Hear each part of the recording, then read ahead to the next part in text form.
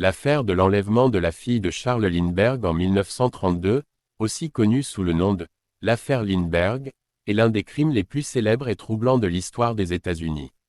Elle a captivé l'attention du public à travers le monde et demeure un mystère, bien que des résolutions officielles aient été apportées. L'enlèvement du bébé de Charles Lindbergh, un héros national et une figure mondialement célèbre, a plongé la nation dans une frénésie de spéculation et a marqué le début de ce que l'on a surnommé le crime du siècle. Charles Lindbergh est entré dans l'histoire en 1927 lorsqu'il a réalisé le premier vol en solo et sans escale à travers l'Atlantique, de New York à Paris, à bord de son avion Spirit of St. Louis. Son exploit a fait de lui un héros national et international. Il représentait le rêve américain, le triomphe de la technologie et du courage. En plus de sa carrière de pilote, Lindbergh était marié à Anne Morrow, fille d'un ambassadeur américain, avec qui il menait une vie apparemment idéale. Le couple a eu plusieurs enfants, et la naissance de leur premier fils, Charles Augustus Lindbergh Jr., en juin 1930, a été accueillie avec une grande attention publique.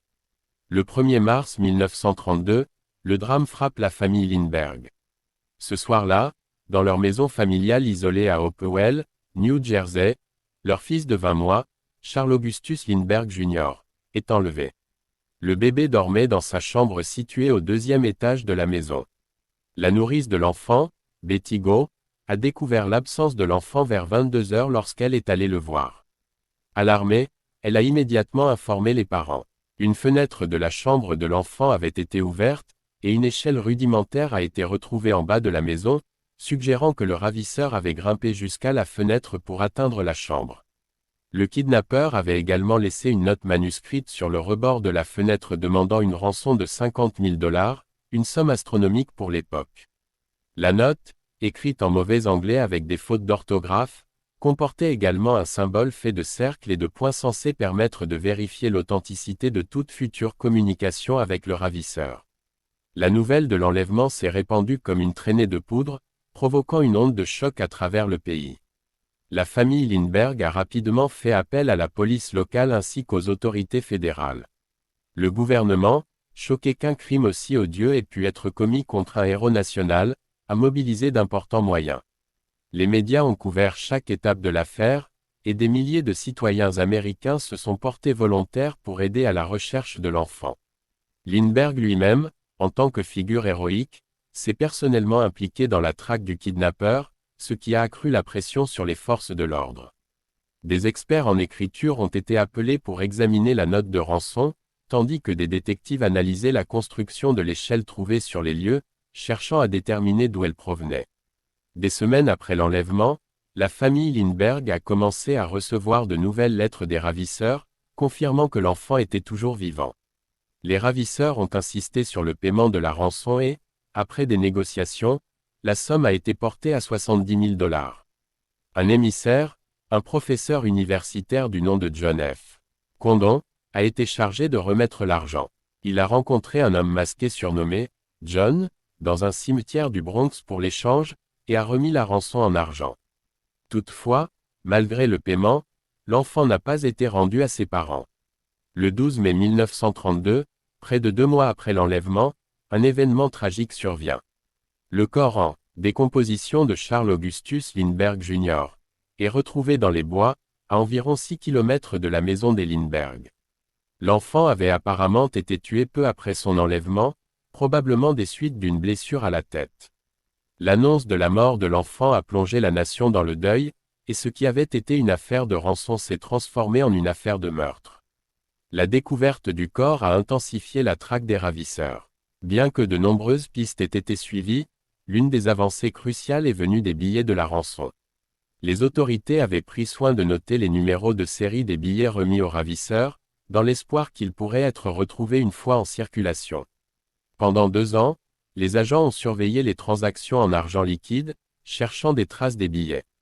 En septembre 1934, un coup de chance a permis une avancée décisive. Un employé d'une station-service de Harlem a reconnu l'un des billets de la rançon.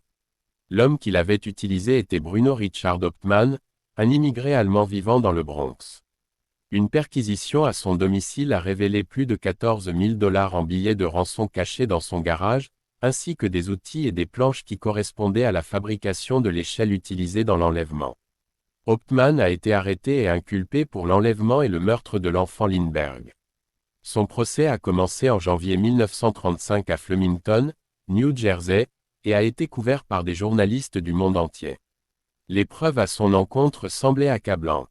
Les billets de rançon trouvés chez lui, les témoignages de témoins affirmant l'avoir vu à proximité de la maison des Lindbergh et l'analyse de son écriture, qui correspondait à celle de la note de rançon, ont formé la base des accusations. Hauptmann a cependant toujours clamé son innocence, affirmant que l'argent trouvé chez lui avait été laissé par un ami décédé, Isidore Fish, et qu'il n'avait jamais participé à l'enlèvement. Malgré ses protestations, il a été reconnu coupable et condamné à mort en 1935. Il a été exécuté sur la chaise électrique le 3 avril 1936. Malgré la condamnation de Hauptmann, l'affaire Lindbergh n'a jamais cessé de susciter des questions et des doutes. Certains ont critiqué les preuves utilisées contre lui, affirmant qu'il aurait pu être le bouc émissaire idéal dans une enquête sous pression. Des analyses modernes de l'écriture de Hauptmann suggèrent des incohérences, et certains ont soulevé des doutes sur la validité des témoignages oculaires présentés lors du procès. Il existe également des théories suggérant que l'enlèvement aurait pu être orchestré par des proches des Lindbergh, voire qu'il aurait été un accident caché.